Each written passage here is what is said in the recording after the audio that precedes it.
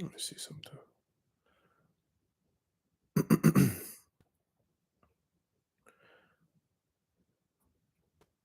you. What's going on? What's going on, people? What's going on? Going on? All right. I'm live. I'm sorry for the technical difficulties, y'all. I already see the people coming in here, so I already knew there was something definitely going on the previous live. For some reason, it wasn't going live, even though it said it was. I was live, and nobody was tuned in. So it's good that the people, they coming in. Look at all those comments already. Them comments blowing up. That's what's up. Marky Dan, what up? Pagai Petit, what up? Jordan Smith, what up? Lorenzo showing love all the way from Tokyo, what up? Stop Motion MMA, what up? Black Caesar, Coffee Plant in the motherfucking building as always, man. Shout out to the Wrench Gang. You feel what I'm saying? So let me get this intro off because I did my intro on the first live, but for some reason, it was tweaking a little bit. So what's going on, y'all? This is Marcus Rosa, aka Mazuma TV, back at y'all with another live. I hope everybody's having a blessed, beautiful, positive, productive night. I hope y'all had a great day overall, man. We got some things that we currently need to discuss that's going on in the boxing world. We're gonna talk about Naoya Inoue calling out Junto Nakatani for a 2026 fight. Ryan Garcia returning the train back with Derrick James, huh? And then we're going to get into some open boxing topics, man. This is going to be extremely entertaining, in my opinion, man. But before we do that, hit the likes, man. Hit the likes. We got 9 people in the building already. We multiplying up in this motherfucker, man. Let's get 9 likes to match the 9 viewers that's in the building right now, man. I'm highly appreciative of you guys. On the road to 3K. We passed the mid 2,700 mark at this point, man. We're going to hit that 2,800 mark in due time. Shout out to the nation. Shout out to the mob for making this possible. Shout out to the boy Mazuma TV Clips. Shout out to everybody that's been continuously contributing to the channel in their own ways. You feel what I'm saying? Shout out to Vitamin Energy, who I am a brand ambassador for, man. And since we here, man, we might as well just talk about it, man. I got a lot of great supporters in the building. Guys who've sent super chats, guys who've purchased Mazuma merch from MazumaMerch.com. I need you guys' help to really show Vitamin Energy that the nation is well, alive, and strong. Y'all go ahead and go to vitaminenergy.com/Mazuma TV. Use the promo code Mazuma TV at the checkout to get a special discount, man. Let's get it popping. Let's get some shit on the works. Let's get some shit going, man. It's only $30. Y'all spent $30 at Wendy's. Y'all spent $30 at Applebee's. Y'all spent $30 just buying shit that you don't really need to buy, man. Support the channel. Show the people that y'all are in tune with the nation and the mob, so we could really get this shit on and popping. You see what I'm saying? I'm officially collabing with Vitamin Energy, man. I can't wait to show you guys the promos that I've been putting together and shit like that. You see what I mean? And yeah, man, I'm just highly thankful that the people getting in tune with Mazuma TV. You feel me? $30 at Wendy's is nasty work. You get what I'm saying, Jordan? Like, it don't. What I'm trying to say is, it don't take much to rack a bill up past or about $30. You feel what I'm saying? Trying to tell you. You buy a couple meals for you and the fam or whatever, and there you go, $30 right there.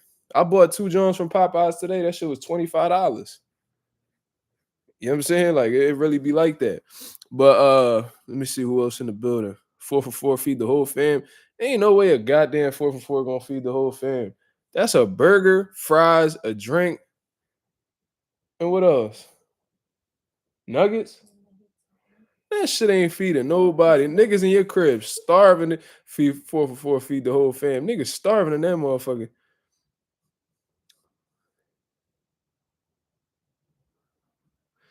You ain't in Philly right now, Slime. You'd have been hit me up. Stop playing with me. Nigga said 4 for 4, feed the whole family. That nigga, he must be his own family. It must just be him in the crib. Yeah, misleading the people, man.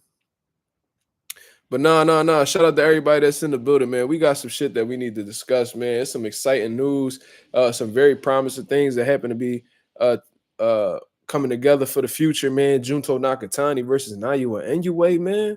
Come on, man. That's one of the fights that we've been demanding for a good amount of time now. Definitely for the past year. Junto been making statements in his division, getting some sensational knockouts. Naoya Inoue has been absolutely dominating, becoming undisputed, beating some top caliber guys. Definitely caught my attention and definitely got my respect after the Stephen Fulton bout. We seen what Junto Nakatani been doing to the competition as of lately. So for these guys to actually clash would be very interesting. They're only a weight class apart at this point in time. But I've also heard Naoya Inoue talk about moving up to 26 to possibly fight Nick Ball. So there's some shit in the works, man. Naoya Inoue definitely about to be a part of some really big, meaningful fights, and I'm really looking forward to it. You feel what I'm saying? Let me see. I don't think I could even send a link right now, bro, because of where I'm streaming from. When I stream off of my laptop from YouTube for some reason, it won't let me send links to nobody. I don't know why. You feel what I'm saying? But uh yeah, I think on April 3rd, StreamYard is gonna let me get my hours back. They're gonna reset my hours. So I'll be on StreamYard April 3rd. You feel what I'm saying? My apologies. You know how to send Marky Dan the link though. You feel what I'm saying? I ain't got no problem. Don't be showing your fingers on the live. You know what I mean? Knock your ass out. You sure? What's wrong with you, man? I'll get beat up on this joint. See? Push! Push! Get out of here. Get out of here, you little rascal. Bro, oh, hell no. Seen that? You got Inoue, but Nakatani going to show up for sure. But I think Inoue going to get the late stops. We definitely. I don't really want to speak about the fight too much, like in depth, in terms of like what I think both guys do right and what they do wrong. I just want to see the fight come together first, man. I hate coming up with predictions for fights that I don't know whether they gonna happen or not. You know what I'm saying? Like I done sat here and talked about predictions for Javante Davis and Devin Haney, and that fight ain't never gonna happen. You know what I'm saying? We done spoke about so many different matches that we think this person gonna win and that person gonna win. In reality, I mean, these motherfuckers ain't even gonna fight each other. So what's the point of even sitting here making predictions if we ain't never gonna know the answer anyway? That's just how I be feeling. They won't be fighting to the end of the year. Then it's probably gonna take place in early 2026 for real, for real. How the way it's looking, but I love the fight. That fight needs to take place in Japan, bro. Definitely needs to take place in Japan. That shit are definitely wherever they go in Japan. That shit is gonna do numbers. And shit, whatever time that shit happens on the US, bro, I'm gonna make sure I'm up at that time. 7, 8, 6, 7, 8, 9 in the morning. I'm definitely I'm gonna get my early shut eye. You know what I'm saying? I'm gonna wake up and I'm gonna definitely tune into that fight for sure. I'm really looking forward to that. Tay says I think Cepeda juicing. Why you say that? Why you say that? I saw a picture of Subriel Matias posted on social media on Instagram on his story with Coach Panda. I'm like, let me find out he.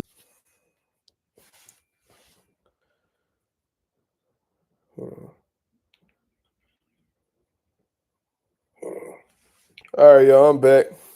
Y'all hear me? Y'all hear me? Let me know if y'all hear me. Damn, dog. I lost all the fucking viewers. I done lost. Damn. He said, while you get things settled, I'm gonna talk about Tevin Farmer Tourette's. God damn, that's some cool shit, Slime. Slime don't give a fuck. Slime need to be inducted into the Hall of Haters. He need to get inducted to the Hall of Haters. That nigga Slime hate goes to a different type of level.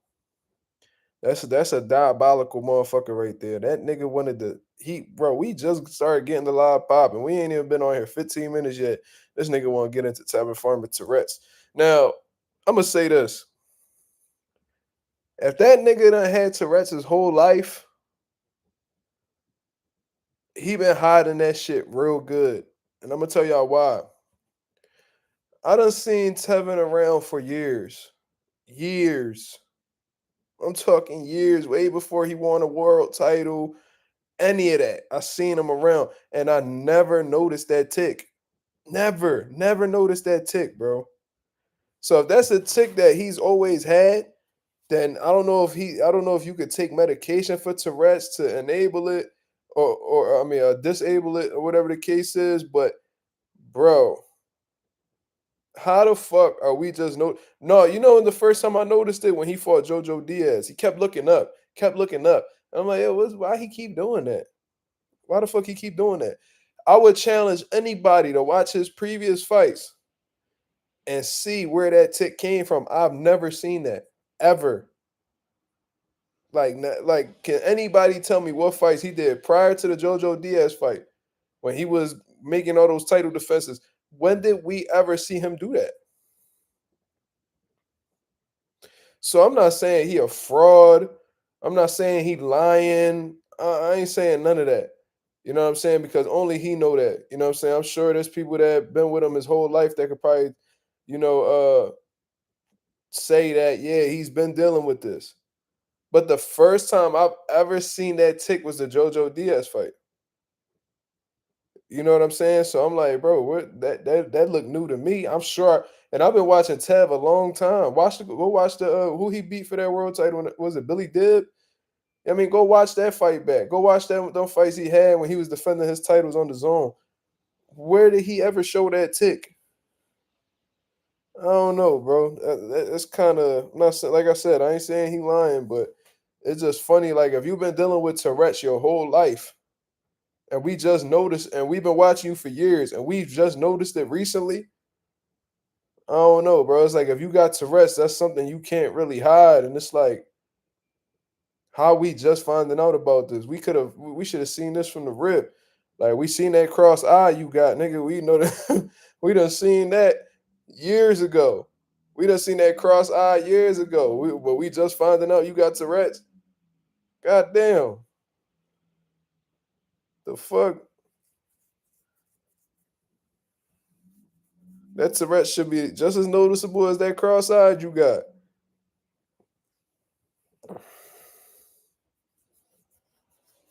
This nigga said tick-tastic. That's crazy. Great Gambino, what up?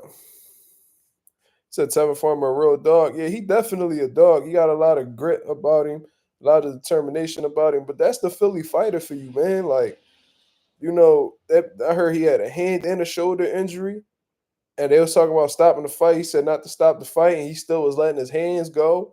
You know, still was trying his best. Like I said, I didn't really agree with the game plan that he had in this second fight. I don't know why he didn't just stick to the lateral movement, just boxing and not allowing Cepeda to, you know, set his feet. But you know, it is what it is, man. Maybe it's something going on in the ring that I'm not aware of or I'm not seeing clear enough. So it is what it is. Or maybe Tevin Farmer's style ain't really like that to be using his legs consistently throughout 12 rounds. I don't know. Cepeda is big as Pitbull, big brother. I think Cepeda a little better than Pitbull, man. I ain't gonna lie to you, but they both share, you know, things in common in terms of, you know, being one dimensional, come forward pressure fighters. You know what I'm saying? Simba Boxing, how you doing? Yo, Simba, I saw your question earlier and you said, why did I apologize to Greg Hackett? I'll tell you right now, I had answered it on the first live, but for some reason it wasn't going live publicly. I don't know why. It was weird. But so me and Greg, so I've been coaching professional fighters since 2017, right? So I started when I was 19. And we had a fighter by the name of Rashid Johnson. He was a welterweight, 6'2", 6'3", welterweight that we had. And he was going up against Demetrius Williams. And Demetrius Williams' corner, I don't know if Greg was his coach, but definitely his corner was Greg Hackett.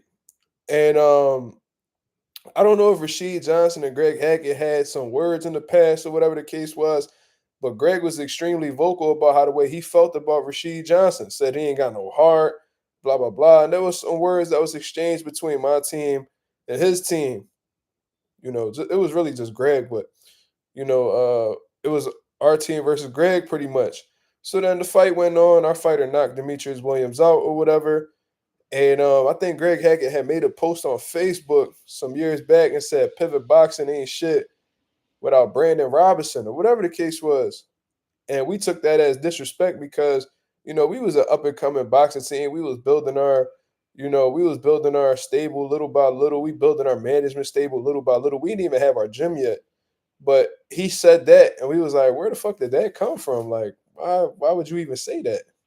You know what I mean? So he started, discrediting us and how we not established. So we took shots at him, and as a result, I got blocked from Greg Hackett's social media and stuff like that. So, you mature, you get older, then you realize that, all that back and forth really wasn't necessary. I said a lot of unnecessary shit.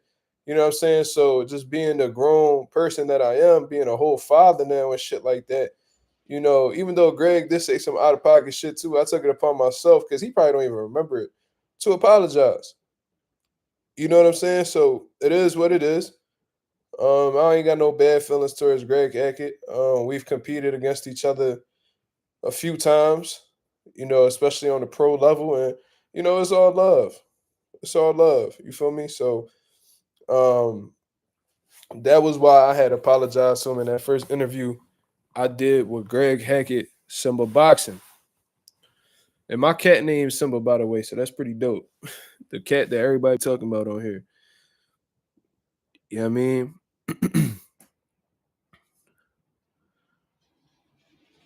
I don't know if Greg remember. I don't know. I know I did. You know what I mean? Because I was a young, wide-eyed nigga at the time. So, you know, that's when I really started getting my feet wet, like in the pro rankings. Pause. Tay said both Charlos back too. I seen something about that. I don't know if it's necessary. I didn't see PBC announce it or anything like that. I think Jamal Charlo back May 31st or some shit like that. Jamel is back during the summer, according to TGB. So that's good. That's good. I mean, that's exactly what they should be doing. That Jamal need to get back. He ain't fight since Jose Benavidez. Jamel need to get back. He ain't get back since Canelo Alvarez. They done took long breaks and things of that nature. And hopefully Jamel finds that hunger within himself to come back to 54 and make a statement. Hopefully Jamal Charlo gets over the mental obstacles that he been going through.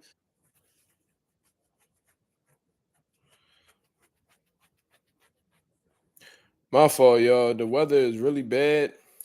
My fault. The weather is really bad in Philly right now. It's storming. I'm hearing thunder, lightning. You know what I mean? It's pouring rain, so it's definitely gonna interfere with my Wi-Fi. But we gonna talk boxing to the best of our ability. You feel what I'm saying?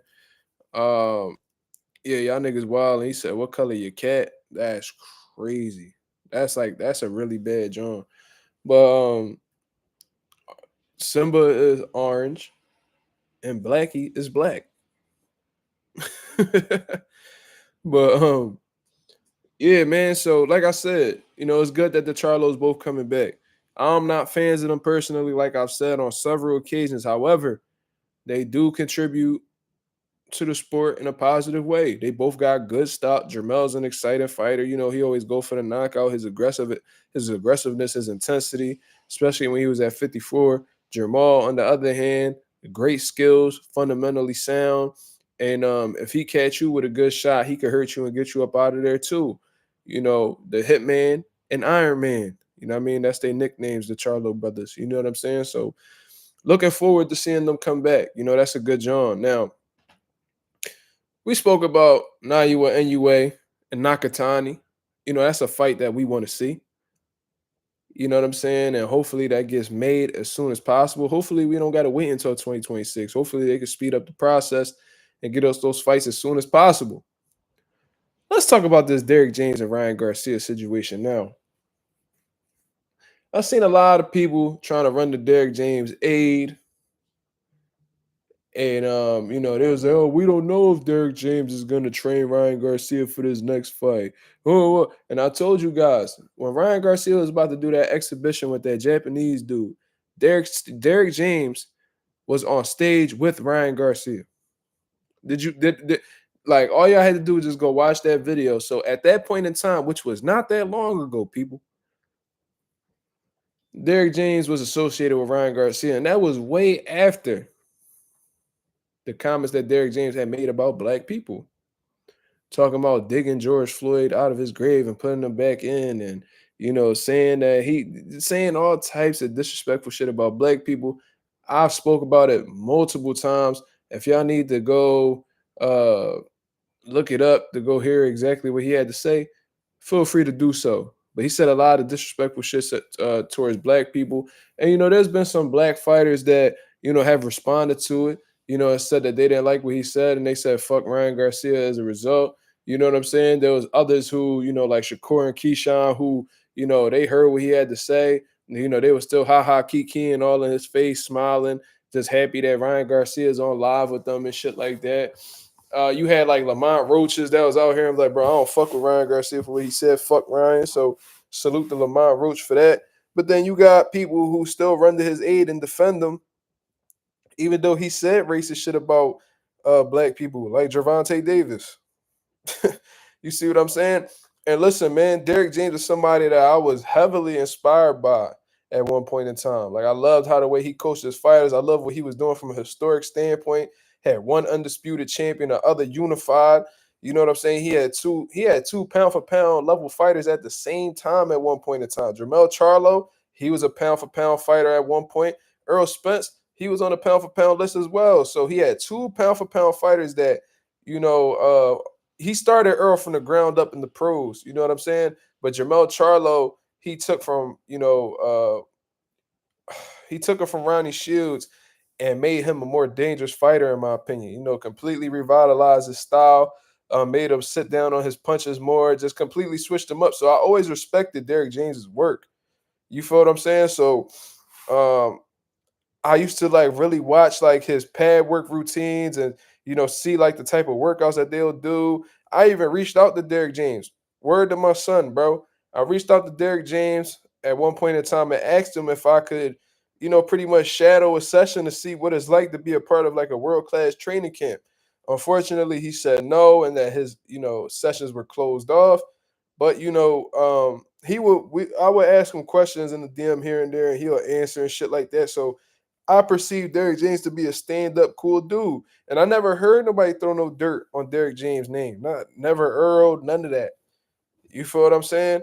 And I was actually running to Derrick James' aid when that whole situation where Earl Spence and Derrick James happened in terms of Earl Spence, not paying him, not compensating him what they agreed to.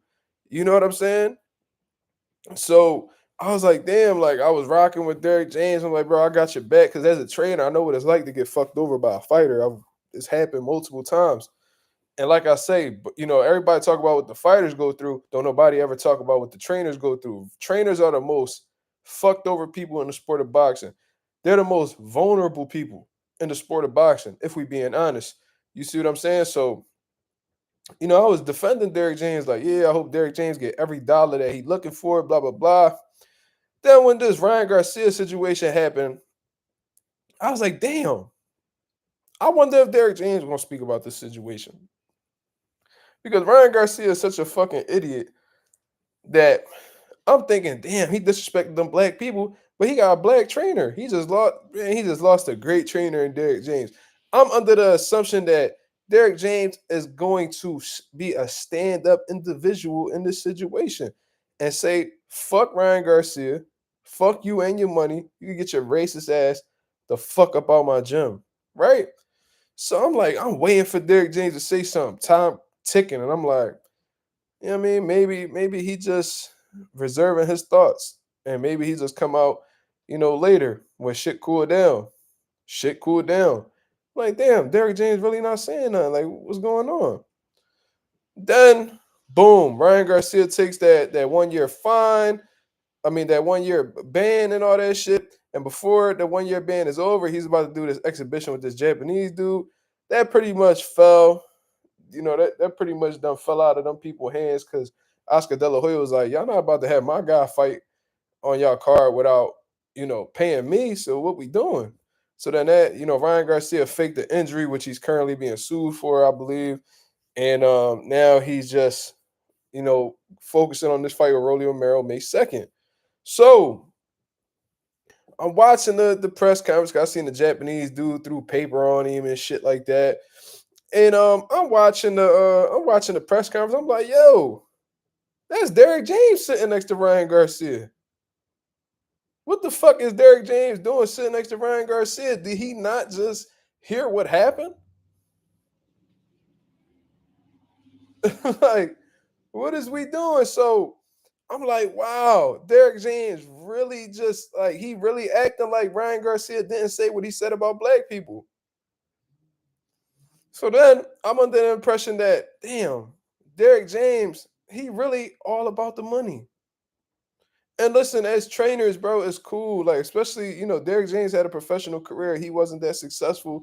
So maybe this is his opportunity to get every dollar he could get before he walk away from the game because Derrick James been saying for a while that, you know, he wanted to retire, in due time. He was already thinking about retiring. Yeah, he disrespected Muslims too. Yeah, I remember that. I remember that clearly. Good look, Simba, for adding on to it. Just making my case stronger. Uh This nigga fine be tripping. But nah, so I'm like, damn, Derrick James is all about the money to the point where he will take any type of disrespect as long as he get to the bag. You see what I'm saying? So Derrick James, based off of what I'm saying in this situation alone, I don't know if he had a conversation with Ryan Garcia or he pressed Ryan. I don't know what the fuck the case was, but what I do know is that at the end of the day, bro, you still training the motherfucker. So you found a way in your heart to forgive him when he said pretty much the unforgivable. This is the thing, right?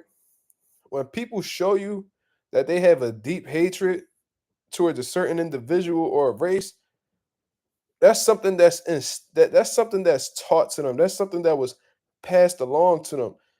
AKA that shit came from either both or one of his parents. And when I heard Henry Garcia say that nappy head comment towards Bill Haney, it was automatically a red flag. Automatically a red flag. You feel what I'm saying? And I'm like, bro, that's a derogatory comment. You're not supposed to call black people nappy headed. You know that's racist. And he doubled and tripled down on that shit during the press conference. And when Devin Haney called it out, you could see Ryan Garcia trying to like calm the shit down. But it's like, no, your pop said what he said. And ever since then, I was a little suspicious of the Garcia family. So what Ryan Garcia do? He get drunk one night, probably sniffing some coke, whatever the case is. And you know what they say about people when they drink? They get to talking and they express their sober thoughts, right? Because when you drink, it's like your conscience immediately leaves you. You get very bold. Motherfuckers, they call it liquid courage for a reason. You feel what I'm saying? So Ryan Garcia went up on that social media platform and said exactly what he thought was on. He said exactly what's been on his mind, but he knew not to say while he was sober. He didn't have the courage to say it while he was sober, so he went. He was partying, he was drinking and shit, and he spoke what the fuck was on his mind. And I was like, bingo! Now you just confirmed my suspicions because I was already on you, motherfuckers. Pause. When your pop said the nappy head comment, I was like, all right, I'm gonna keep an eye on this Garcia family because that was a little bit suspicious. Then Ryan Garcia just says the most derogatory, racist shit that you could say about black people, pretty much saying the N word with the hard R. Kate saying he's a part of the Ku Klux Klan, which is a terrorist organization, a domestic terrorist organization that has been responsible for the death of many African American people. You know what I'm saying? So he's pretty much condoning what these terrorists did to our people back in the day, and they still terrorize us to this day. You know what I'm saying? They shut down the FBI, to shut down the Black Panthers. A lot of black strong organizations the FBI went out of their way to destroy. Strong black men that had a lot of power, the FBI went out of their way to destroy. But when it comes to the KKK, the Ku Klux Klan, for some reason the FBI hasn't been as passionate about stopping them. I wonder why that is, because it happens to be that a lot of people that are behind those white masks and shit like that happen to be police officers, firefighters, doctors, lawyers, you know, politicians. That's the reality of the situation. That's why they haven't been that hell bent on taking them down because a lot of them are part of that organization. But anyways, that's what Ryan Garcia said that he was a part of. Mastermind, I cannot send links right now. I won't be able to send links until April 3rd. My apologies for that. You know what I'm saying? And it's like Ryan Garcia was going around talking about, oh, I didn't mean that. I was drunk, blah, blah, blah. Y'all ever went to high school with that one whore that, she a hoe, but she be just trying to play it low key. And then when she drink, it pretty much gives her uh, uh, uh, an entryway to do some whole shit. And then when she sober up, oh, well, I was drunk. I didn't mean to suck cock. No, I was drunk. I didn't mean to fuck them three guys. I was drunk. That's how Ryan Garcia sounds in this fucking situation. You knew exactly what the fuck you were doing. You knew exactly what the hell you were doing. People know what they doing when they drunk, y'all. They just use that as they use that as a scapegoat to get away with some crummy shit. That's just the reality. I've never been drunk personally, but you know, I know people that have, and they always say, "Yo, I'm aware of what I'm doing." I'm feeling different. My head's spinning, whatever. I'm drunk, but I'm aware of what I'm doing, and they are too. So don't let these people sell you that bullshit. That shit is cat. You know what I'm saying? Um. So yeah, Ryan Garcia, he looked for every excuse. Shit didn't work out. You know what I mean? It is what it is. So I'm saying all of that to say, Derrick James ain't no way he didn't get word of this. Ain't no way he didn't hear the videos. Ain't no way nobody told him about this shit.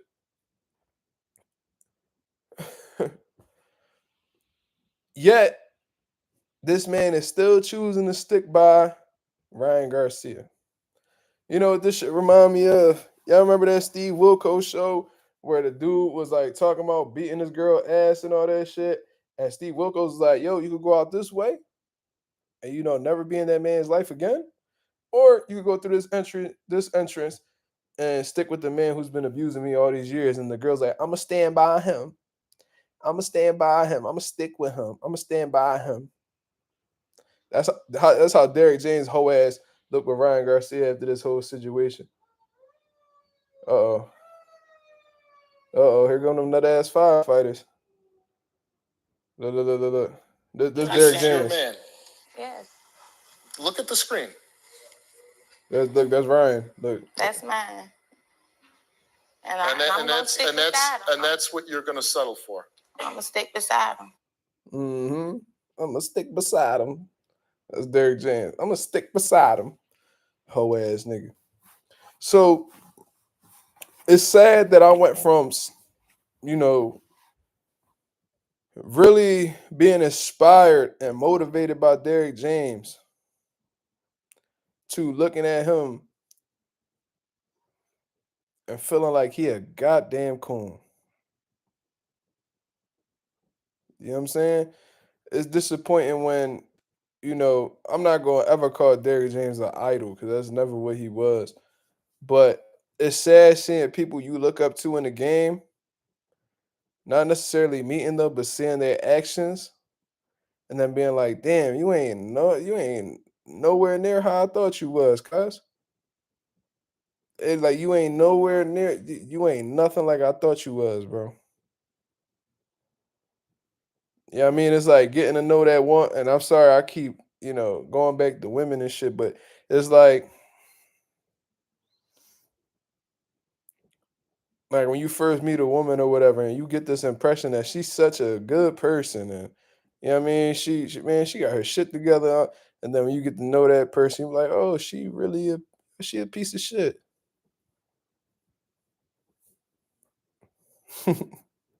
Or you think you know your homie, you done known him all throughout high school and all that shit, and then once once you get to see the real him and shit, it's like, oh, dog, you was playing a character this whole time. And you really like you a woman abuser, or oh shit, you been playing like you a good dad this whole time. The whole time you a deadbeat. Like it be that type of shit. You know what I'm saying? So that's how disappointed I was in figuring out that Derrick James is a motherfucking coon. You know what I'm saying? Like that man disrespected you. He told you exactly how he feel about you and your people. Yet you still sticking around him because you value the money more than your own respect. Bro, right hand to God. I didn't turn down big bags before. If y'all know me, y'all know me. I don't got no problem walking away from a check if it goes against my morals or my pride. I would have kicked Ryan to the curb immediately if I'd have heard that. I done cut niggas off for less. You feel what I'm saying? So it is what it is. There's some people just built like that, man. They don't mind being disrespected. Like, there's people that get disrespected at work every day by their boss, and they still stick around because they need that check next week. You know what I'm saying? I'm the type nigga who's like, oh, that's how y'all want to talk to me? Go find somebody else. Because I always understand that niggas is always hiring. There's always opportunities. There's always ways to run up a bag. You know what I'm saying? I ain't one of those people that be like, oh, but what am I gonna do now? No, I'm a fucking man. I'm gonna figure it out. Even if I'm like, damn, I ain't gonna get that Ryan Garcia bag no more. Oh well, I still got Jamel Charlo. If he still even got Jamel Charlo, I still got he ain't got Earl Spence no more. I don't know what's up with Frank Martin. I don't know. I feel like all them motherfuckers leaving, but you Derrick James, bro. Fighters leave their trainers every day. You'll find something. You'll find something. Should have saved all that money you got from Earl Spence, Jamel, Anthony Joshua. You should have said, did you save those bags? Did you save those bags, Derrick? Because it seemed like you sitting around thirsting for money. You know what I mean? It sound like, I don't know. You paying your taxes, Derrick? Should make me wonder how bad he really need that money if he willing to be disrespected as a black man for it. We don't know if he a millionaire. We can't make those assumptions, Simba. We don't know that. We don't got his bank account.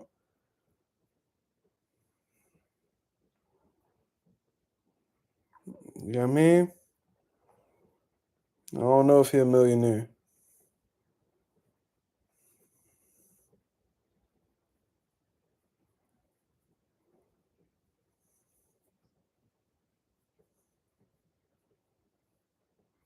Yeah, I done walked out. I done walked out of a lot of situations.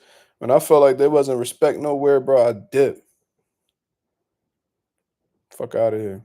I don't give a fuck what it is. It could be making the most money, bro. If I feel like my integrity being provoked or whatever the case is, I'm out the door. And that's in relationships, partnerships, business, family, whatever. He said, I feel like he don't pay his taxes neither. I mean, I don't know that. Maybe he is responsible. What I'm saying is, then, especially as successful as Derrick James is, there's no way you should be dealing with that type of disrespect for a check. How can you train a motherfucker knowing that he disdains you? How can you train a motherfucker that feels like he's superior to you? How can you train a motherfucker who feels like you're an inferior race? How can you do that? How can you train a motherfucker knowing deep down that he dislikes you, that he really don't like you? He just knows that. And this the thing about racists too. They'll use you if they know if you could take them to the next level. Like they'll put their disdain, their sense of superiority, all that shit to the side if they know that they could benefit off of you.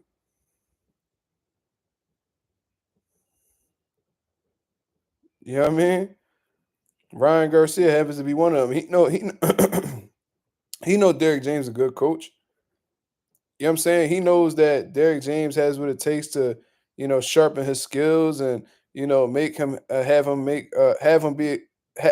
have better performances. He knows that Derrick James could take him to the next level, even though that's a black man that he hates and does not fuck with. He's gonna use him anyway because he knows that he could do the job at a high level.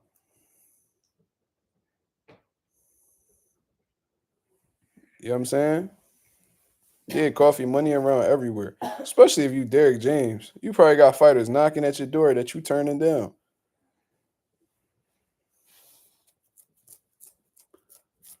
Just to keep Ryan around. That's sad.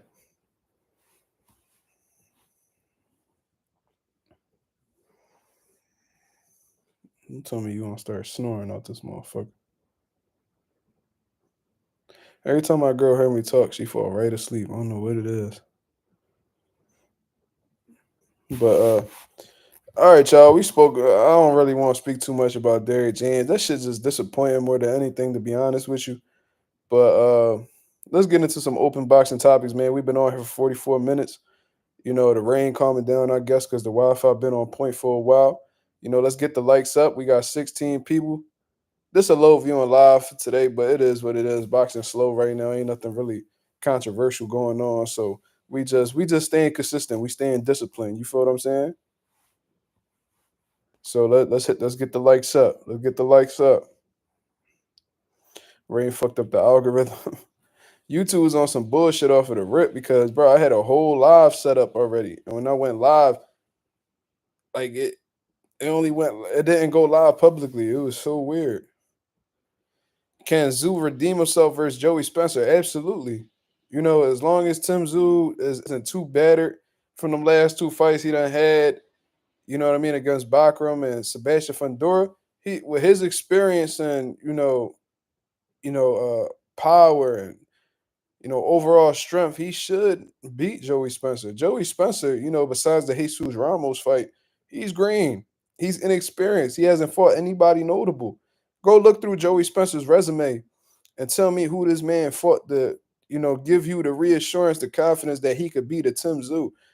Tim Tszyu, if he's anything like himself, he should beat Joey Spencer. And I know Joey Spencer was a high caliber amateur and all, but this is a different setting. This is the professionals.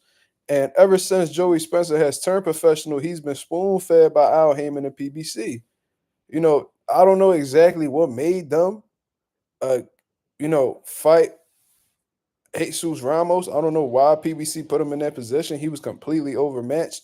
But I think the same thing could happen unless he learned a valuable lesson with Jesus Ramos. I don't know. But all I know is Tim Tszyu has the advantage. And the only way I can see Tim Tszyu falling short to Joey Spencer is if Tim Tszyu is no longer himself. Nash says, I think Joey got a shot. Based off what? What has he done to give you that reassurance? The only way I can see Joey Spencer really beating Tim is if Tim is a shell of himself. That's the only way I see it, bro. So if you just banking off a motherfucker to just be damaged goods, I don't know if I could give you that much of a chance. Oh, you think? Oh, okay. So you think Zoo gonna be a shell of himself? I mean, it's possible. It's possible. I mean, especially if he not durable, or he done took too much damage. You could be right. But if we talking about like Tim Tszyu, like being himself against Joey Spencer, I got Tim Tszyu all day.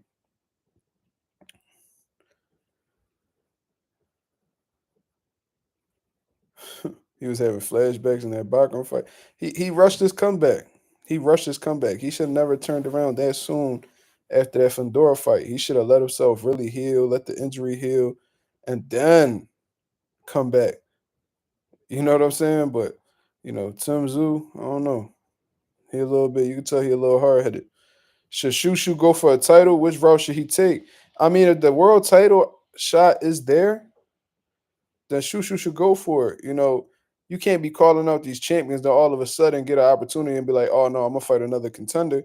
So it's like once you start calling out these champions, you can't really do no half stepping after that because besides, if you choose to do the opposite, you look like a clown, you look like a duck, and you don't want to have a duck reputation when you're merely a contender, right?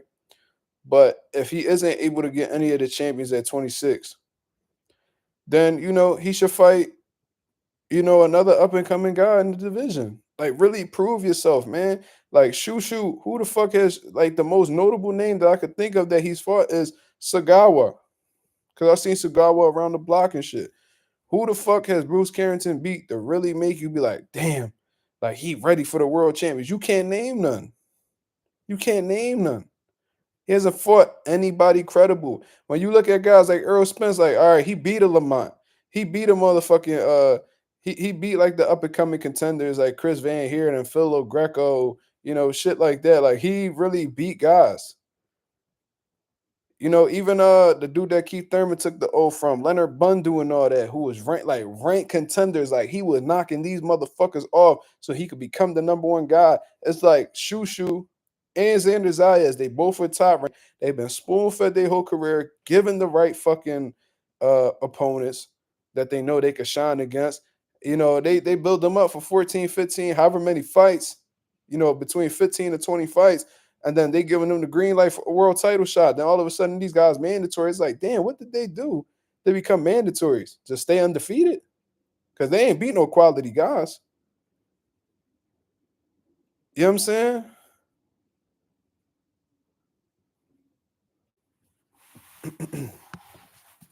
I don't know, man. I be feeling like, I don't know, like Xander Zayas is like, all right, you fought Patrick Teixeira. At least he beat a former world champ. What the fuck did Shushu do?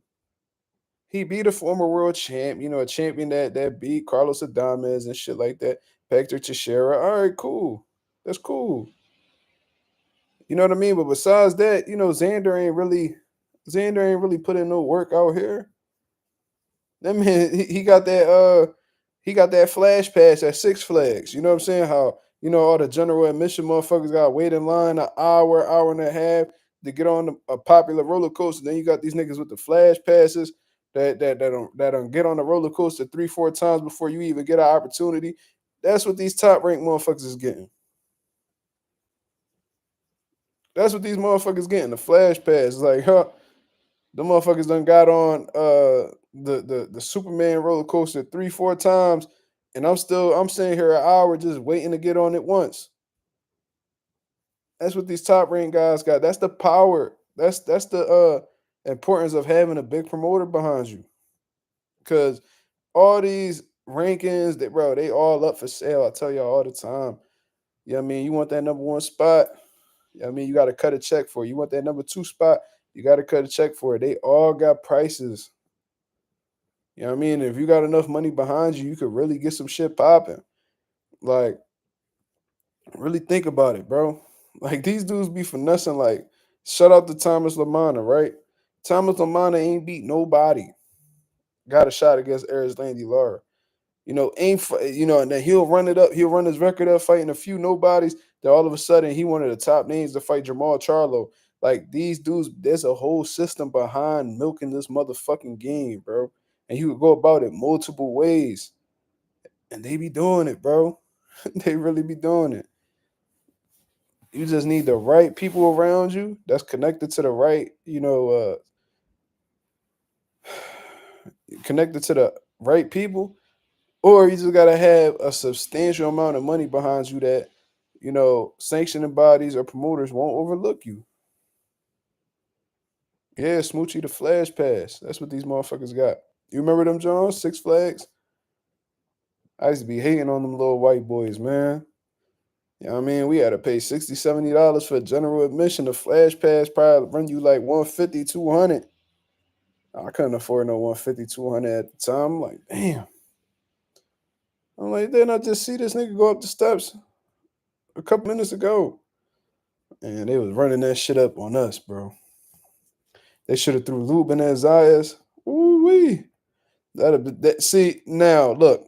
If he fought Lubin, who's been popping at 154 for a few years now, since he was a young boy, if he go ahead and he fight Lubin and then he beat Lubin, it's like, all right, he need to get in position. Like, Joseph Parker was a champion, but since he lost his belt to Anthony Joshua, he done beat other top guys. Like, he put himself in a beautiful position. Like, you beat Deontay Wilder, you beat Zuli Zhang, and then you go ahead and you knock out Martin Bacoli.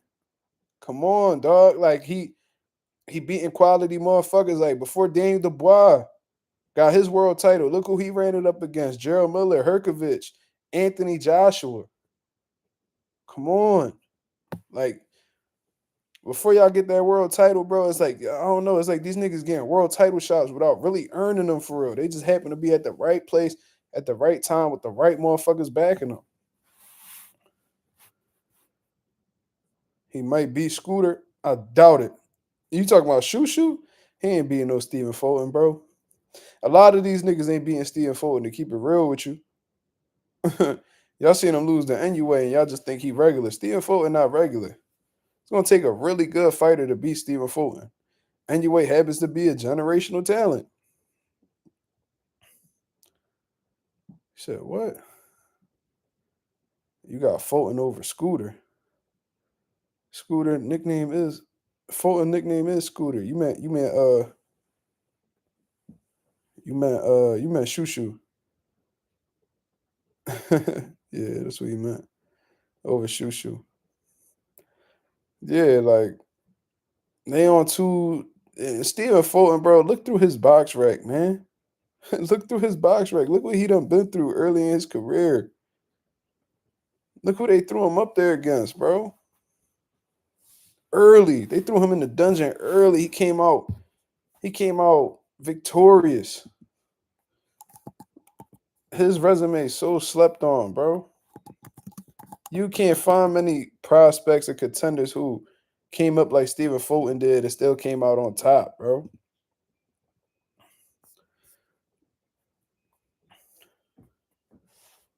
Nigga fought Josh Greer. 1, 2, 3, 4, 5, 6, 7. When he was 8-0, he fought Josh Greer, bro. Remember Josh Greer? He was with Top Rank walking around with pillows because he was sleeping everybody and shit. Then he fought Adam Lopez, Blue Nose. Mind you, both of these guys were undefeated when Fulton fought him. He beat him. Look at how many O's he done took, bro. Like, Stephen Fulton, he beat a 3-0. He beat 2 3-0s in a row. Well, he beat look at this. 3 undefeated fighters in a row. 3-0, 3-0, 6-0. Then he fights a 5-2. Then after that, he fights at 8-0, another 8-0, a 14-1. 15-0, Isaac Avalar. Arnold Kagai, 16-0. Angelo Leo, 20-0. Brandon Figueroa, 22-0. Daniel Roman. Then he loses in Naoya Inoue. Then he fights Carlos Castro, who's 30-2, and then he beats Brandon Figueroa again. Brandon Figueroa has only ever lost to Stephen Fulton. Come on, dog. Come on. Shushu not regular either. That sound good, bro. You don't even know that. Well, yo, that's funny, bro. You see how recency bias is a motherfucker because when this motherfucker Sagawa was giving Shushu work, everybody was talking about how Shushu ain't ready and Shushu got a gift and all. Then this motherfucker fight 2 times back to back. Oh, and y'all just completely forget. Oh, he ready for the champions, bro. Man, Shushu different, man. You see who he fought? Y'all motherfuckers, bro. Y'all funny, man. Y'all funny, bro. It don't take much to change a boxing fan mind. That's why they say boxing fans fickle. Because of little shit like this. Stephen Fulton, a dog, bro. He could go to the trenches with you. You know what I mean? He could fight on the inside. Man, I seen how the way he was boxing Brandon Figueroa, dog, just completely dominated. Them angles on it. Bro, he could have stopped Figueroa to keep it 1,000 with you. He could have really stopped him. The angles on the inside, ripping to the body. He hitting him up top with combinations, ripping him with uppercuts. He could box on the outside. Stephen Fulton got one of the best jabs in boxing. I'm not saying he got the best one, but he got one of the best ones. Telling you, like Devin Haney got a great jab. When Earl was active, he had a great jab. There's different types of jabs and shit, but Terrence Crawford got a good jab. Jamal Charlo, good jab. David Benavidez got a good jab. Stephen Fulton is in that conversation. Jamal jab, my favorite jab, because it's a power jab, bro. And the way that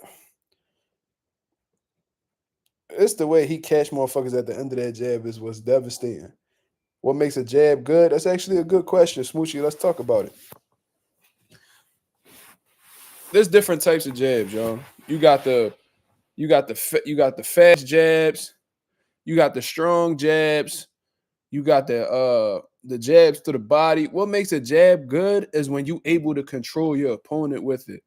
When you're able to use it at will. That's really what makes it when it completely neutralizes your opponent. That's how you know you got a good jab. You feel what I'm saying? Now, if you got a bullshit jab, motherfuckers ain't gonna respect it. They're gonna walk right through it. They're gonna do what they do. But when you have a world-class jab, you could solely win a fight off of the jab alone. Solely off of the jab alone. What makes a good jab? A jab that you could just use that and control the whole fight with. I've seen Devin Haney do it.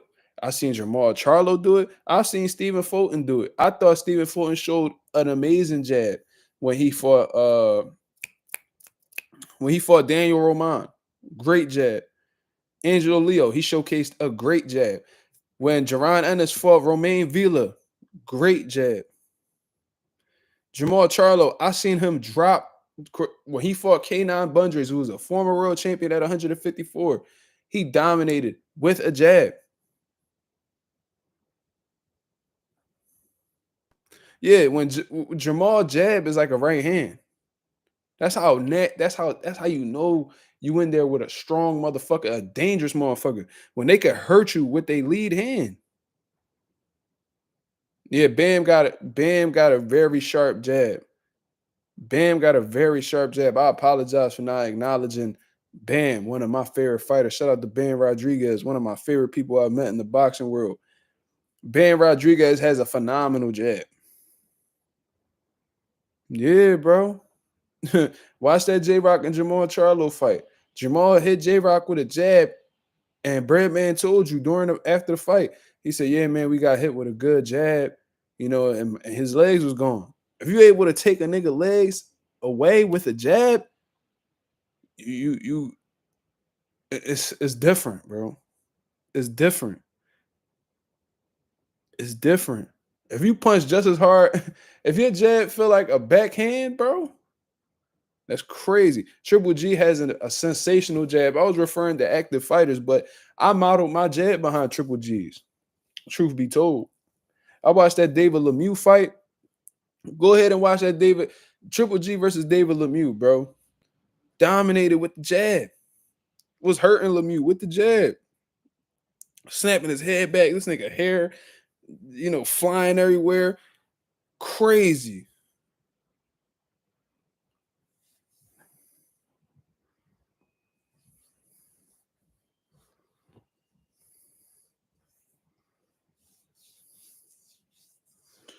Yeah, Winky right. What made Earl Spencer's jab good was how consistent he was with it. It was nonstop. Everything came off of the jab. You couldn't stop it. You could not stop it. It literally set up everything he had.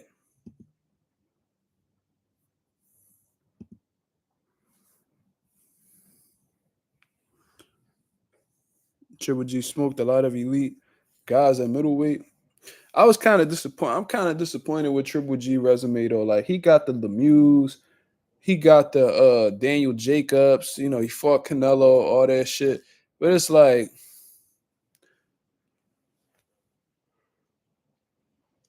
there was a few guys you could have fought and you ain't even looked their way. Like you know how fire Jamal Charlo versus Triple G would have been. They would have made that happen. Jamal versus Triple G would have been a fucking banger, bro. And I don't think Triple G beat Dervinchenko for real. Stop motion. Do you agree with the narrative that J-Rock was chinny? No, I just think that he got I think he got hit by guys who was big punchers at the weight. You know, yeah, look, this was like everybody got their limits, right? So just because a motherfucker got a granite chin and another guy got, his chin out his side, it don't mean that they necessarily chinny. Now, when I think of chinny guys, I think of the guys like I think of Amir Khan. Do we see J Rock really go out like Amir Khan? Not necessarily. When you look at who J Rock done been stopped by, he done been stopped by some guys who got some solid power. You know what I'm saying? Like Jamal, that nigga could fucking punch. He was really doing damage. Jason Rosario, especially at that time, he could fucking punch. You know what I'm saying? Who he got? I think he got stopped by Adames too. Adames ain't no pillow puncher. When I seen Amir Khan get rocked by Chris Algieri, I was like, oh yeah, this nigga chin is on styrofoam for sure. Like, them kids that would drink out them styrofoam cups and then they'll crush them. Like, that's Amir Khan chin. There's Landy Lara called out Triple G. That's another one.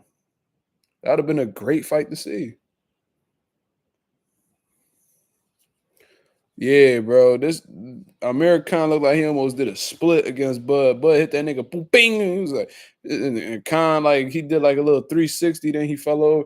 I'm like, yo, this nigga Khan chin is really like on like peanut brittle, bro. Like that shit, like as soon as you grab it, that shit just start. It's like that, like his shit just bound to crumble. Smoothie said, "Con tender as fuck." Yeah.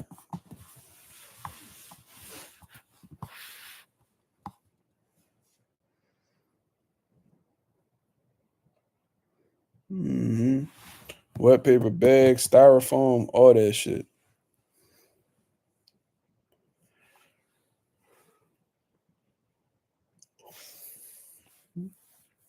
Wama his chin was definitely a little, you know what I mean?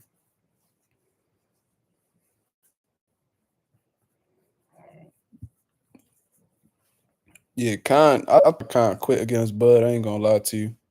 That shit was really starting to get dark for him, and all that fast little 1-2-1 bullshit. The 1-2-1-2s, that shit wasn't working against Bud. His speed couldn't help him with Bud. Bud was just as fast, just as athletic, but was more intelligent. So Amir Khan was like, man, fuck that. I'm acting like I got hit with a low blow and that shit.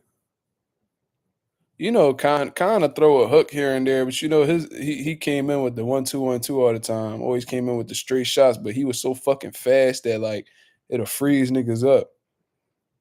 Chavez Jr. quit against Danny Jacobs. I seen Chavez quit against Fonfara. I remember when he quit against Fonfara. He got dropped and all.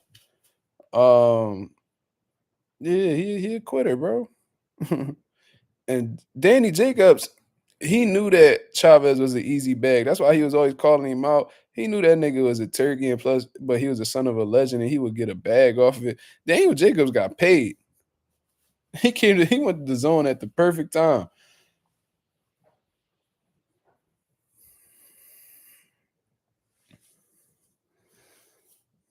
That nigga Amir Khan need to be sponsored by Sleepy's Mattress Giant.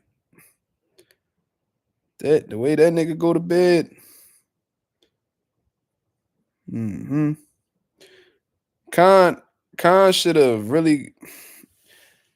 promoted his own shows, and his ring should have been made out of Tempur-Pedic memory foam for sure. Amir Khan, that nigga boxing ring in his gym made out of memory foam. And then that motherfucker used to sleep good after those sparring sessions, boy. Mm-hmm.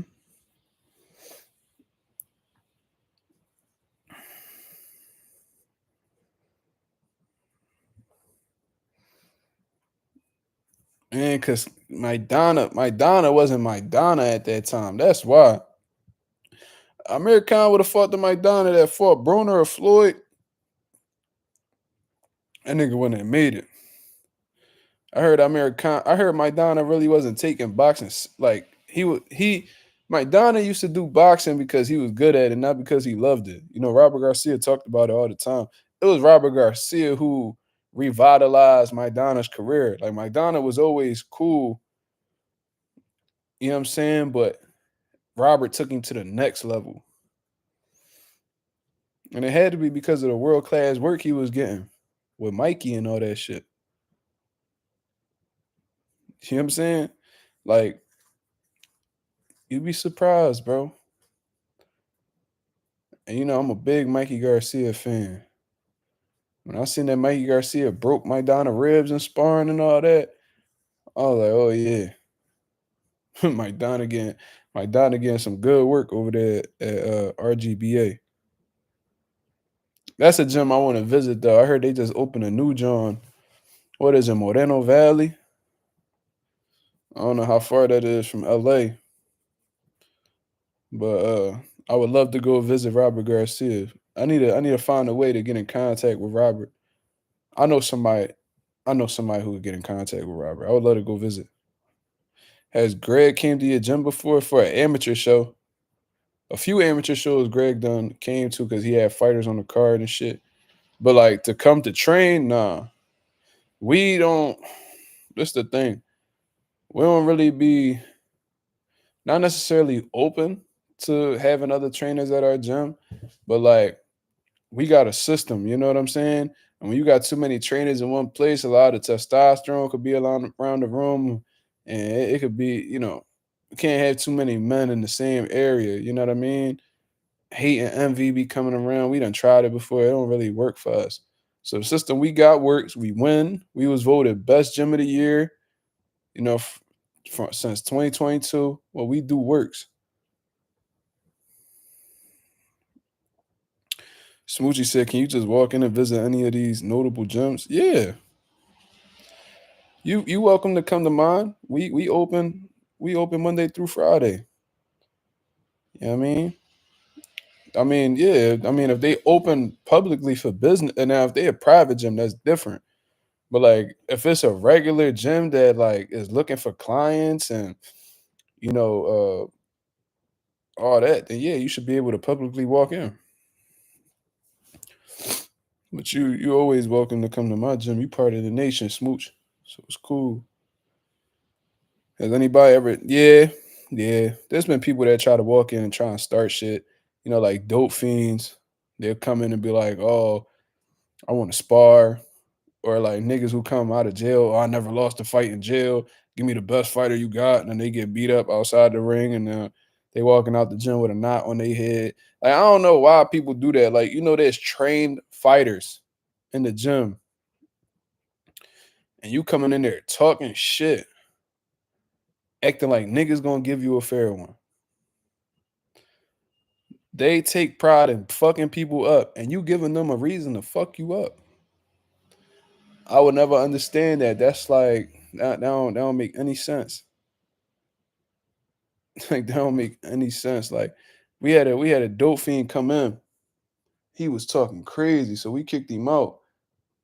Cause I had a fighter at the time that was a hothead. So I'm like, yo, he needs to leave before my fighter get here, cause my fighter gonna fuck him up like outside the ring. Um, he was not trying to leave. So my fighter walk in, he like, yo, who cuz? I'm like, yo, chill, bro. Don't do nothing, bro. He a dope fiend, leave him alone. He was like, yo, I'm gonna put my shit down at the locker room. If I come back out and he's still out here, he getting thrown the fuck down them steps. Like, yo, chill, cuz. Don't do that, bro. Like, don't do that. Don't hurt this nigga. He said, all right. So he go to the locker room, come back. This nigga still there. He was like, yo, cuz, we gonna need you to get up out of here, man. He's like, who the fuck are you? I was in the military talking all this crazy shit. So Justin was like, yo, his name, well, damn, I just said his name. All right, whatever. There's a lot of Justice anyway. So the boy was like, yo, get up out of here type shit. So he grabbed him. He grabbed him, put him outside the door, slammed the door.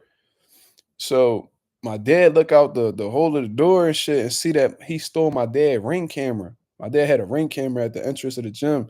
The dope fiend tried to steal it. So my dad was like, yo, this motherfucker just tried to steal my ring camera. This dude jumped right in front of me. Run up to the dope fiend, start punching him all upside his head. Bro, the dope fiend, we got 3 steps. So we got long steps, short steps, and then we got the exit. That nigga fell down all the long steps. He got up, was getting pieced again. He fell down the short steps. Got up, was getting punched again, fell down the short steps again. And then he got punched the whole way out the exit. Was getting punched on. And then he nigga hat came off and all, hairline all fucked up.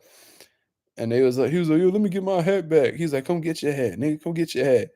Boy walked away, bald headed. He had the big ass spot on the top of his head.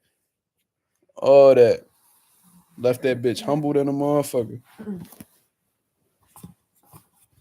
You know what I mean? So yeah, to answer your question, yeah, people be coming. It just don't work. You know, you should never go in a boxing gym talking crazy to nobody. I wouldn't do that. And I came from boxing. I would never do that. Why would I do that? That's not smart. You know what I'm saying?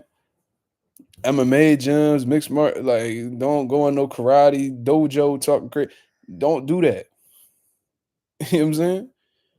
Said Mikey could crack for sure. I remember the Wamans Latition and KO. Dropped Salito 3 times, dropping Easter at 42. He dropped Jesse Vargas big ass at 47. Mikey was so solid, bro. Like that's one of my favorite, one of the most underrated, underappreciated fighters of his era, to be honest with you. Like by the time he got the Sandor, it was like, you know, he really wasn't in it no more. But, you know, 26 Mikey, 30 Mikey, 35. 35 was his peak. But bro, remember that fucking fire ass fight that Mikey had with Sergey Limpinets? Fire. He dropped the shit out of Sergey too. Bing, hit him with a left hook, dropped him. But Sergey was a fucking dog, the samurai, cuz Sergey Limpinets was really a dog. Like, that was a good ass fight. That was a good ass fight, man. I wish Mikey was more passionate about the sport though. You could tell he ain't never coming back. Like, he loved retirement. Sergey Limpinets, bro, that nigga took out the whole AB crew. Mikey was like, man, I'm gonna fuck AB up first, and then I'm gonna go back down to 35 and beat the shit out of Robert Easter. Niggas really thought, bro, I made some money off of that. I'm like, bro, cause I was never big on Robert Easter. You know what I'm saying? Like, I thought he barely beat Comey. You know what I'm saying? I watched him fight in person. I'm like, bro, this like, I mean, like, he not really impressive to me. Like, he got a good jab, he tall, he rangy, whatever, but like, yeah, I mean, that jab could be neutralized if he in there with the right person. And I said, yo, Mikey got the fundamentals to really fry Easter, like, in a 12-round fight. Like, I knew Easter would do good in the beginning, like the first 3 rounds. But once Mikey get that timing, and I knew it was a wrap. And that's exactly what happened, bro. Like, Mikey got the cooking on him. And I had a homie that he was a casual and shit, but he liked to bet. He was like, man, Mikey fat as shit. Look at him. He not even in shape. Oh, man, Robert Easter, man, he cut the fuck up. Man, he gonna fuck Mikey up. I said, nigga, you must not know how Mexicans is built. Like, you must not know how Mexicans is built. They be built like that and be in dog shape. Well, Easter was a champion in his own right. You know what I mean? Like, he was a champion in his own right. I ain't gonna say he was just AB backup or sidekick or whatever. He was a world champion in his own right. But I knew he couldn't beat Mikey. There was no way. He wasn't on that level. It's kind of wild to say that Robert Easter was a champion, though. He wouldn't be champion in this era. I know that.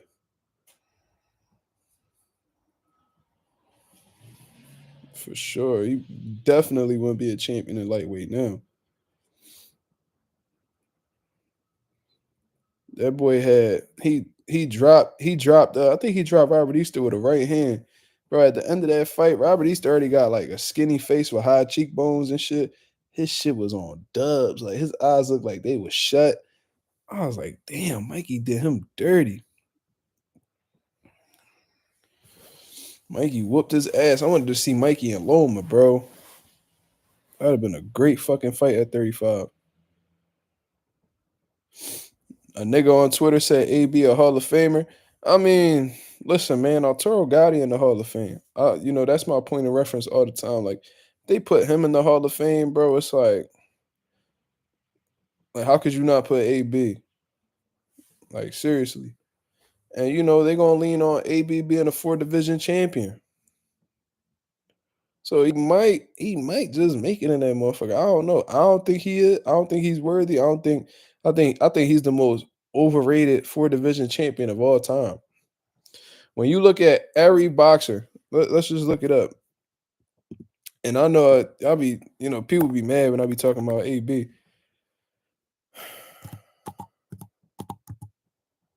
Let me see.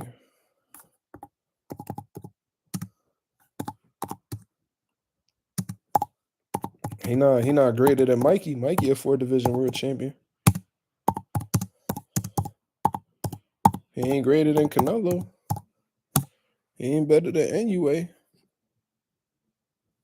List of boxing quadruple champions. This is according to Wikipedia, right? You got Tommy Hearns, welterweight, light middleweight, light heavyweight. Wait, hold on. Yeah, middleweight. Yep. So from welterweight to light heavyweight. You got Sugar Ray Leonard, Roberto Duran. From lightweight, welterweight, light middleweight, and middleweight. Pernell Whitaker.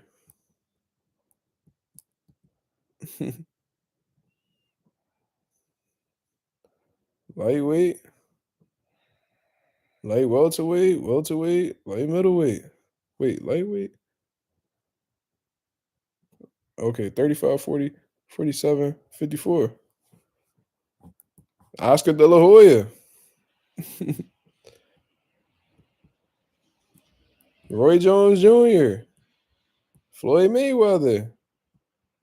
Manny Pacquiao, Eric Morales, Jorge Arce, Juan Manuel Marquez. Bro, he's not greater than any of these motherfuckers, bro. I'm going to just tell you. Nonito Donaire. Miguel Cotto. Then they put Adrian Broner. Then you got Chocolatito. Then you got Mikey. Bro, long story short, he ain't greater than none of these niggas.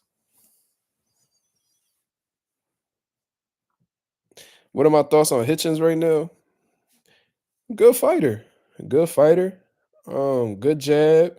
Good straight shots, for real. Rangy. He got good legs.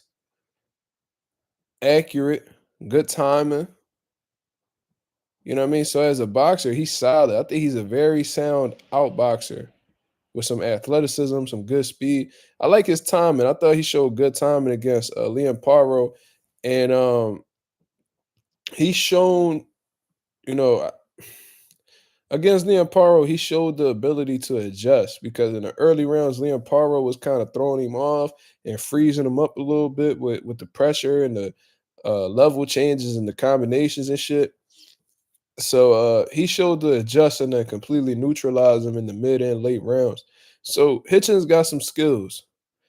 I do question his heart, though. I think he don't really believe in himself how he portray. I think that he has fear of certain styles. That's what I think. So talented, but I don't think he really like that. I don't trust it. I think his heart pump Kool-Aid. I think he a bitch. Talented, but you know, it's almost like what Paulie said. Like, he said that Gervonta got bitch in him, and that once you get past the talent, you know, ain't nothing really much to him. Like, no dog, no.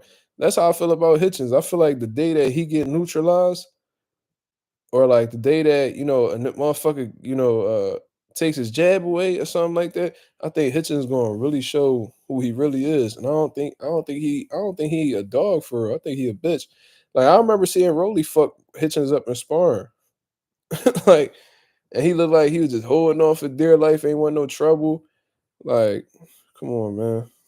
He ain't got no dog in him for real. I just know you'll never see Crawford go through that. If Crawford having a tough fight, I really believe that motherfucker will go out on his shield before he go out like a bitch.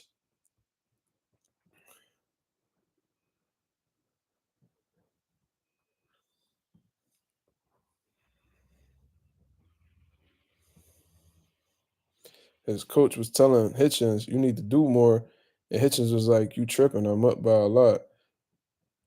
That's disrespectful to go. That to talk back to your coach is disrespectful. First of all, that'd have been me in your corner. I'd have slapped you. That's first of all. Second of all, that just go to show that Hitchens he ain't really got no dog in him like that. Like I seen Terrence Crawford dominating on the cards and still be going for the knockout. Like it's some niggas just cut different. I don't know. Rolly did beat up that's how Rolly got signed. He was beating niggas' asses and sparring. He beat a lot of niggas up in the pros. He just got his chin cracked, you know what I'm saying, against Tank and Pitbull and all that, but and Barroso almost got to him. But if you not Rolly the type dude that like if you got any type of bitch in you, bro, or like you scared of power or whatever the case is, he gonna whoop your ass. I would actually like to see Rolly versus Hitchens on some real shit, like a confident Rolly though, like cause I was talking to Rolly today actually. He was telling me how he felt like he much bigger at 47. And he was even telling me like, yo, like at 35, I should have been at 40. And at 40, I should have been at 147. So you could tell like how the way I'm talking back and forth with him, like he really and that should be coming up this Thursday, y'all. My fault. Like I said, I went through some bullshit at the crib on Saturday, and that completely threw off my day. I wasn't even worried about YouTube. Like it was a mess. For those of y'all who was on that live, y'all know what happened. But this Thursday coming up, we should have Rolly on the channel. I'm trying to tell y'all, like Ryan is not hard to figure out. It's just Rolly lacks, he be lacking discipline defensively. If he keeps that right hand up tight, you know what I'm saying? And just keeps it up there at all times, bro. And then as soon as he shoot that right hand, he bring it the fuck back. If he fights a disciplined game plan defensively, if he takes away Ryan left hook, bro, he could stop Ryan. Like, like I know he was hitting Devin with the hooks and they was Devin's, but like look at guys who actually did rounds with him.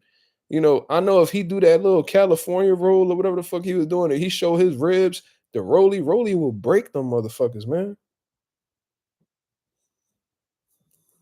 Like you can't just expose your ribs over the Rolly and think he ain't gonna fold you with a body shot.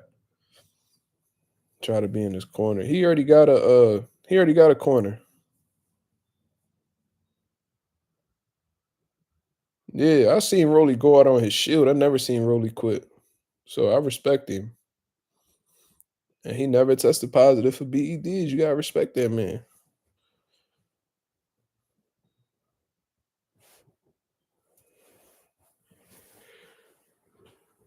You think Oscar Duarte hit harder than Rolly? I don't know. I don't know that. Yo, dog, you hit my laptop, dog. Better calm your monkey ass down. He beat the shit out of Yigit, bro. Yo, Rolly will whoop Yigit ass, bro. I don't think Duarte hit harder than Rolly though. I think Rolly bigger than him. I don't know. I ain't get hit by neither one of them, so I don't really know. But I don't know. Son told me Rolly hit harder than him. Everybody out there heard spar Rolly. or been hit by Rolly, they all say the same shit. He did. You get so dirty, yo, Rolly. See that Rolly with that mentality, bro, where he not scared to get hit or anything like that, bro. That's a dangerous motherfucker, bro. I just think that, I think that Tank fucked with him psychologically. That fight fucked with him psychologically. And I think it made him question his chin. And if you don't believe in your chin, bro, like if you're not there mentally where you believe in your ability to take a shot, like you will fold off anything.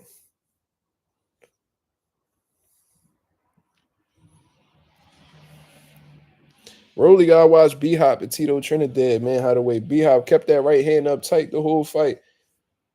You know, don't try to fight like B Hop. Be you.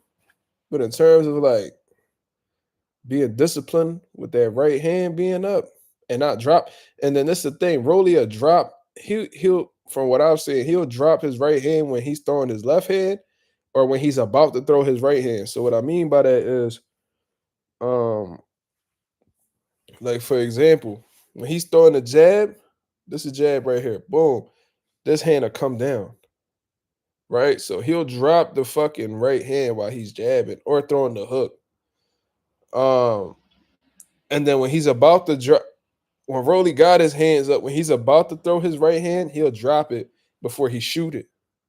And with a motherfucker like Ryan, who's as fast as he is, he might be able to time that shit. Like as soon as Rolly about to throw his right hand, like Ryan is so fast, he could probably beat Rolly to the punch in terms of like he'll see Rolly about to throw a right hand and he'll beat him. He'll beat the right hand with his left hook. His hand speed is that devastating. Rolly versus Blair, who you got? That's a good fight, Smoochie. Blair got some really sneaky power, man, and he got a level of that. First of all, I think that'll be an ugly fight. I would advise Rolly to not be.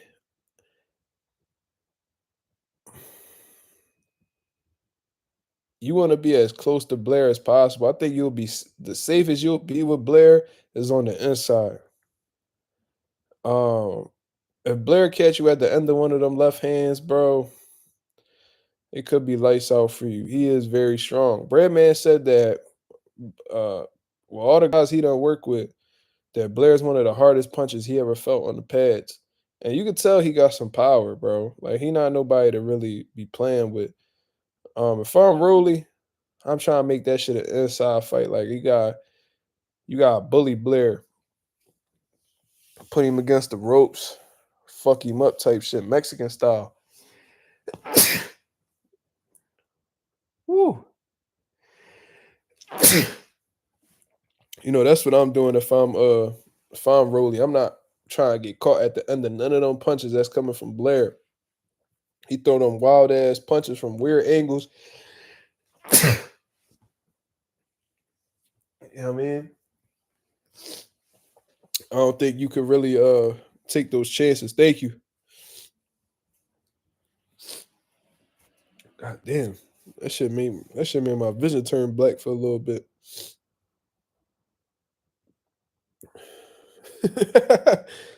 Stop motion said he knocked AB tooth out and the fall was funny as fuck. Yeah, AB fell all ugly and shit, hand behind his back and shit. Like them type of knockdowns where you can't control how the way your body fall and shit. Like that's scary power, bro. This nigga said he gonna pull the fire alarm in my building. I don't even know if these fucking fire alarms work in this bitch. Cheap ass landlord I got. KSI pulled out against. Yeah, I saw that. Dylan Dennis. Dylan Dennis need to stop fucking playing and get his little goofy ass in the octagon. He think he too good to be, you know. And I think he just sound like an MMA league. Like, what is you doing? Like, go nigga, get in the fucking octagon and fight. What is you doing? Nigga felt like somebody drunk uncle. That's funny as shit. AB fell hard as shit, bro. And I think from that fall, he fucked his elbow up. The bag is bigger in boxing. That's true. But it's like you keep bragging about how you the best, but you calling out MMA guys all the time.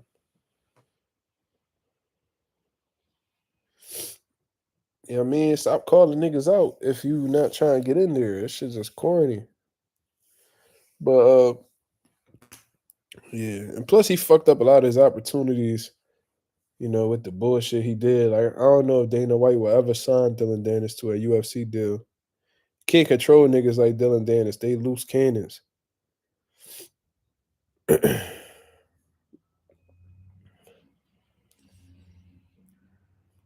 Thoughts on Berlanga saying he only getting 200K if they were to fight. Fight who?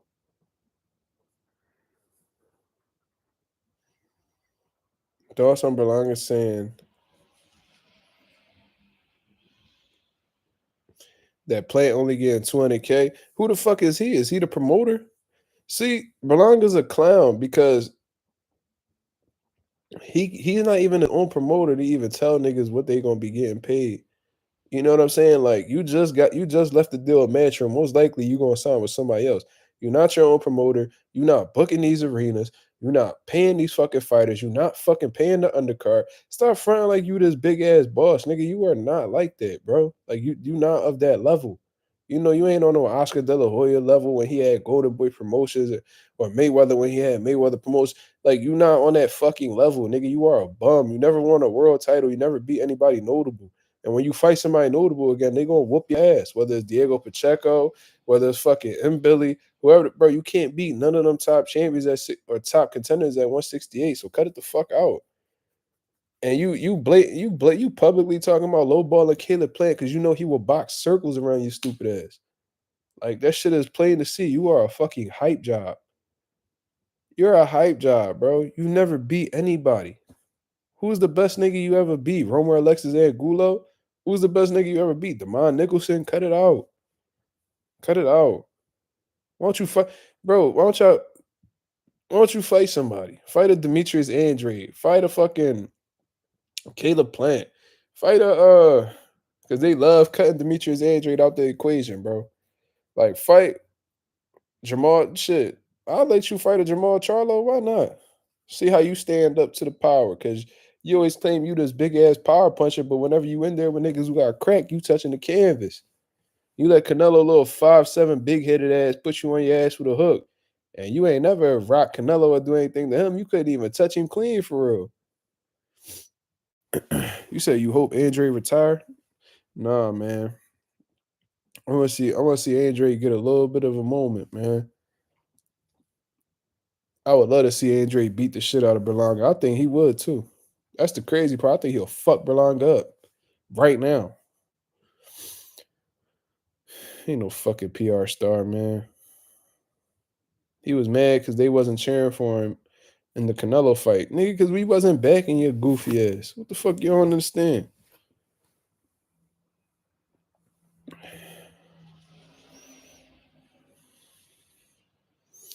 Thoughts on Bob Arum saying Top Rank will work more with PBC moving forward?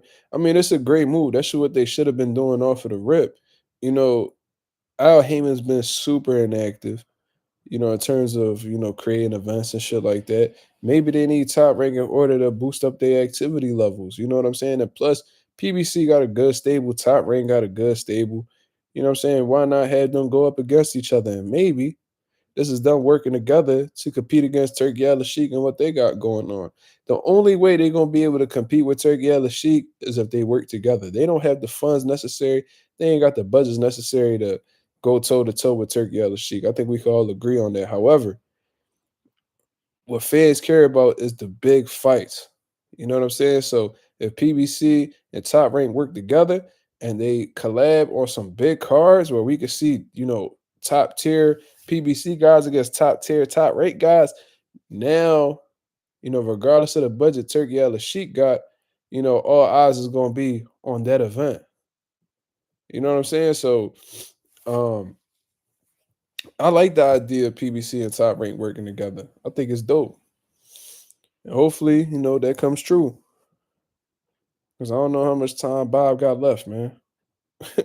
Bob Stern, he always looked old. He been looking old since, he first came into boxing, but Now it look like he looked like he kind of getting burnt out a little bit. Still talking well, walking around and shit. He walking a lot slower. You know what I mean? I don't know. I don't know. He said PBC roster is a retirement home. Shit.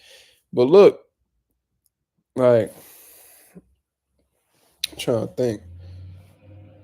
Man, just seeing some, it'd be a good PBC versus top rank, John. Keith Thurman versus Xander Zayas. Let's go. You want to get the people respect Xander? Go ahead and beat Keith Thurman old ass. See how that shit work out for you.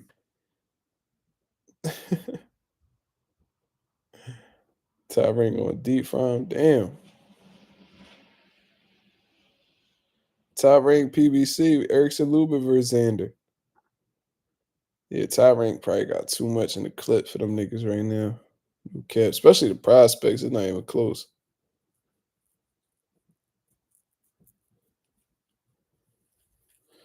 Keith Thurman versus Xander Zayas. Xander Zayas want to prove himself in the division. Go ahead and beat up on Keith Thurman. Let's see how that shit work out for you.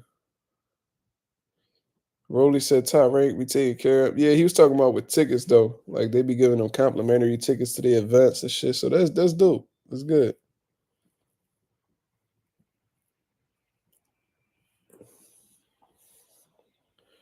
But Rolly loyal to Al. He'll never go to a top rank. He'll never sign with top rank. Rolly a loyal nigga, truth be told, based off of what I've seen. I mean, I remember when he lost to Ting, Antonio Tarver was telling him, "Oh man, you need to add me to your camp. I could fix what's wrong with you." And he said, "Nigga, you wasn't around when the fuck I was coming up. So why you want to be around me now? I got Coach Bullet. That's why I'm gonna stay loyal to." Then when he left Bullet, I'm like, "Yo, why you leave Bullet?" He was like, "Bullet just stopped coming to the gym." I'm like, well, I gave him the benefit of the doubt. I don't know. That could be true. Imagine if Thurman somehow beats Zaya. Hey man, that experience might play a part, bro. I don't know. Xander's volume would give Thurman a lot of trouble though. But Thurman could do it. Thurman got the intelligence. He got the movement. You know what I mean? He's strong. He is undersized. Zayas is a lot bigger. He's a lot more active than Thurman, but Thurman could counter him and make him pay for getting a little too greedy. Thurman got enough pop where he could probably hurt Zayas. Zayas got hurt in his last fight. Got wobbled real quick. Thurman could probably do it to him too. But Thurman, I mean, he fought Brock Jarvis though, bro. So we don't really know how much Keith got left. We don't know how much he got left. Like Brock Jarvis not a good measuring stick to know what Keith got left in the tank. You know what I'm saying? So, I mean, if he would have fought Tim Tszyu and then beat Tim Tszyu, I'd be like, oh, all right, so Keith really snapping. But I don't know. Thurman crafty though. I don't think Thurman definitely could be beat, obviously, but I don't think he'll walk in the park for anybody.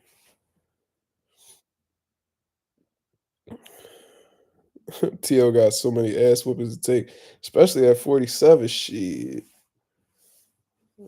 Goofy ass. You better hope he get past Arnold Barbosa.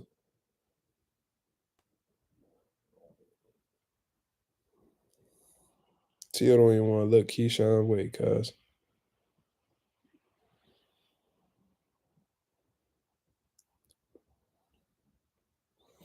I've been calling for Adames and Johnny Beck, bro. I don't know. Shit, a little funny money over there. And Adames keep acting like he gonna move up to 68. So we'll see. But I'm gonna get up out of here, man. I appreciate everybody that came through and show love to the channel. You feel what I'm saying? We had some great conversations today. If y'all can hit the like button on the way out, that'd be very much appreciated. You see what I'm saying? Great conversation. I'll be back at y'all with another live. I'm tired of shit. Need to give me some rest.